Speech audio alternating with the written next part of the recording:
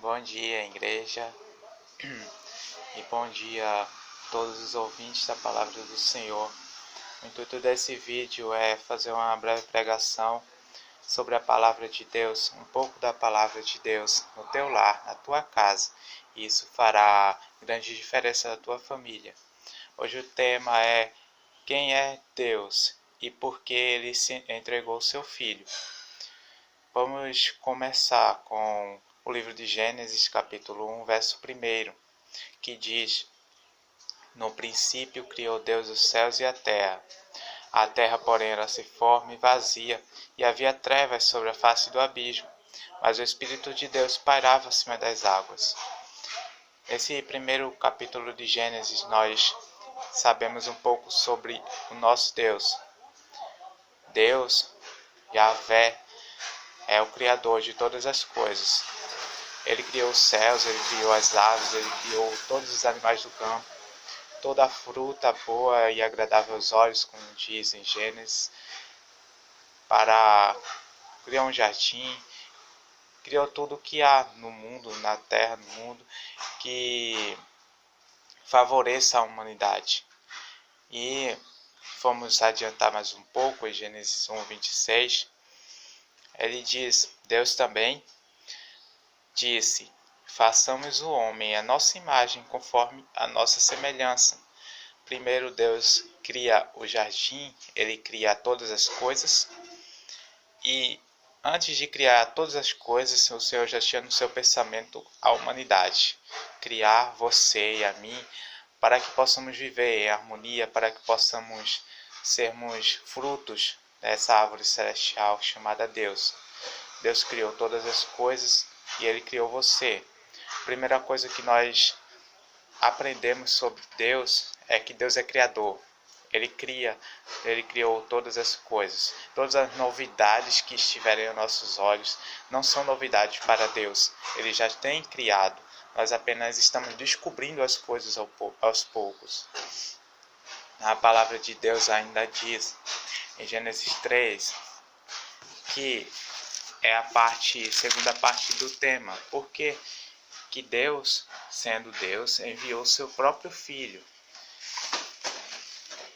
A parte de Gênesis 3, nós vemos a desobediência de Adão e Eva.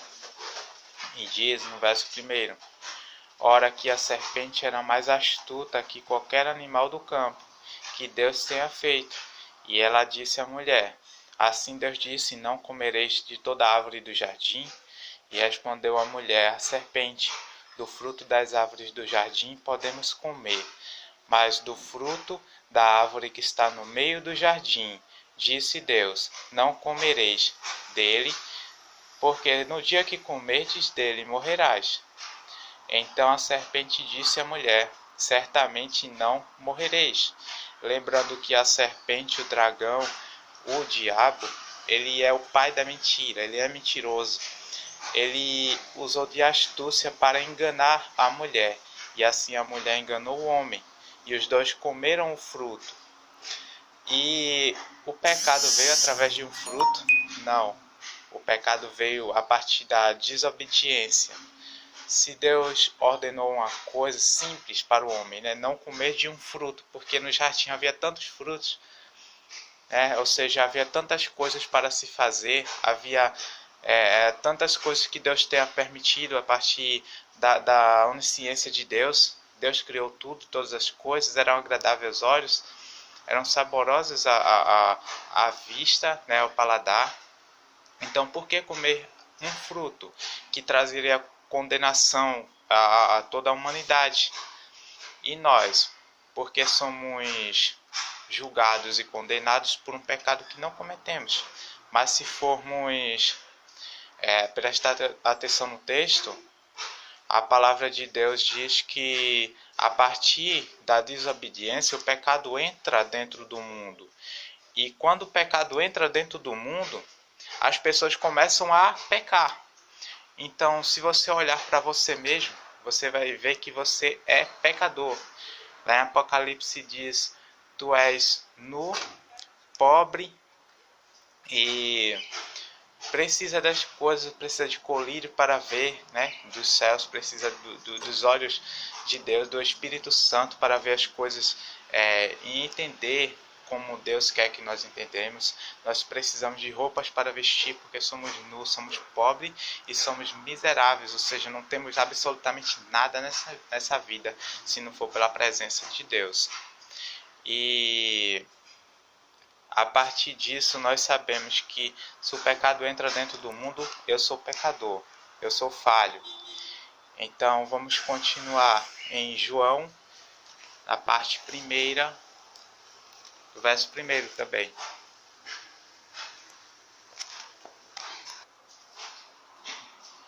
Em João diz, no capítulo 1, verso 1, no princípio era o Verbo, e o Verbo estava com Deus, e o Verbo era Deus. Verso 2, ele estava no princípio com Deus. 3, tudo foi feito por ele, e nada do que tenha sido feito foi feito sem ele. A palavra de João diz que no princípio era Deus. Deus era o Verbo. Verbo em grego significa palavra, ou seja, Deus era a própria palavra de Deus. Tudo que eu estou lendo é a palavra de Deus, ou seja, Deus está tocando no meu coração através do Espírito Santo, que ele já tocou em milhares e milhares de anos atrás, para pregar a palavra de Deus. Sendo Deus onisciente, tudo que Deus fala na palavra dele é certo, vai acontecer, já aconteceu, porque Deus é o dono do tempo. Para Deus, tanto faz um dia ser 1000 dias, diz a palavra de Deus, como 1000 dias ser um. Deus, a teoria da relatividade de Einstein se aplica em Deus.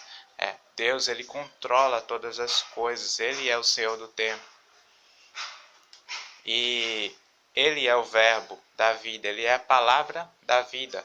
É o que nós aprendemos em João, no capítulo 1, que Deus, ele fez todas as coisas. Sem a presença de Deus, nem eu, nem você existiríamos, nada nessa terra existiríamos, porque nós temos um propósito, nós fomos criados para adorar a Deus. Às vezes você pode até pensar, como eu posso ser criado para adorar a Deus, se eu tenho a escolha de seguir pelo caminho de Deus ou não? Mas Deus deixou essa escolha para você por causa do pecado, porque Deus é justo. Deus viu no seu coração que você pode seguir pelo caminho de Deus, você pode querer seguir pelo caminho de Deus ou não. Então, ele deixou o livre-arbítrio, mas através da desobediência. Voltamos para Gênesis. Em Gênesis 6, capítulo 6, verso 6, Deus diz: então se arrependeu o Senhor de ter feito o homem na terra, e pesou-lhe o seu coração. Disse o Senhor: farei desaparecer da face da terra o homem que criei, desde o homem até o animal, e até os répteis, e até as aves dos céus, porque me arrependo de os haver feito. Então Deus, ele tirou contra a humanidade, porque a humanidade estava desobedecendo a Deus. Então, se isso era para acontecer, que mudou? Porque nós ainda estamos aqui, porque Deus não destruiu toda a humanidade que tinha criado. Verso 8 do capítulo 6, ele explica isso. Porém, Noé achou graça aos olhos do Senhor. Noé olhou para os céus, e Deus viu em Noé a graça. Ele viu que a humanidade, alguns rabiscos, como diz no livro de Ezequiel, alguns rabiscos estavam ainda adorando a Deus, alguns restos da humanidade, algumas pessoas que olharam para os lados e só viam tristeza, dor, solidão, acharam graça diante de Deus, acharam a felicidade e adoraram a Deus naquele momento. E uma dessas pessoas era Noé, como Enoque também, Matusalém, né, os seus pais, avós, né, e vários povos também adoraram naquele momento, mas Deus viu graça diante dos olhos de Noé, diante dos olhos de Noé, no caso, no sentido da humanidade, e Deus, Deus não permitiu que aquele mal sucedesse diante da terra. Não permitiu que todas essas coisas maravilhosas que nós temos à vista fossem destruídas pela sua ira, porque Ele amou a humanidade, Ele amou você, Ele amou a mim, e por isso que Ele enviou Jesus Cristo. Voltamos para João 3,16, quando diz: porque Deus amou o mundo de tal maneira que deu seu Filho unigênito, para que todo aquele que nele crê não pereça, mas tenha a vida eterna. Porque Deus amou o mundo de tal maneira, ou seja, Deus amou a humanidade, Deus amou você, Deus amou a mim, por isso Ele entregou o seu Filho, porque Ele se compadeceu da humanidade. Porque Deus, Ele é justiça, sim, Ele é justiça, mas Deus, Ele é amor. E em outro capítulo vamos aprender que a palavra de Deus é a nossa fonte, né? Nosso pergaminho é a nossa fonte de entrada para o céu. Se você se preencher com a palavra de Deus, você se preenche com o Espírito de Deus. Antigamente Deus, ele falava abertamente com os homens, não era qualquer tipo de homem, era aquele que tinha o espírito de adoração, sacerdotes e alguns sacerdotes, como Isaías, Deus falava diretamente com ele. Então, por que Deus perdeu esse contato com a humanidade? Por causa do pecado. Por causa do pecado, nós temos que ler a palavra de Deus, escrita em um livro. E algumas pessoas olham para a estrutura e dizem, é um livro. Mas se você ler a palavra de Deus, você vai perceber que é o Espírito Santo de Deus falando com você. Apenas ore, peça a Deus que lhe dê sabedoria. Peça que Deus entre na sua casa. Em Apocalipse 3:20, o Senhor diz: eis que estou à porta e bato, e aquele que abrir, eu entrarei, e eu cearei com ele, e ele comigo. Ou seja, Jesus Cristo, ele não vai entrar à força. Não pense que Deus, ele é todo poderoso, ele vai chegar na minha vida, ele vai entrar dentro de mim, ele vai fazer o seu mover na minha vida, ele vai me prosperar sem ao menos eu dizer para Deus que eu quero. Não, ele vai respeitar você. Então, ouça a palavra de Deus, se for na vontade do teu coração, aceite, deixe que ele entre na tua vida. E assim, as demais coisas, as coisas que você está pensando, você não vai precisar nem buscar, porque elas serão acrescentadas na tua vida.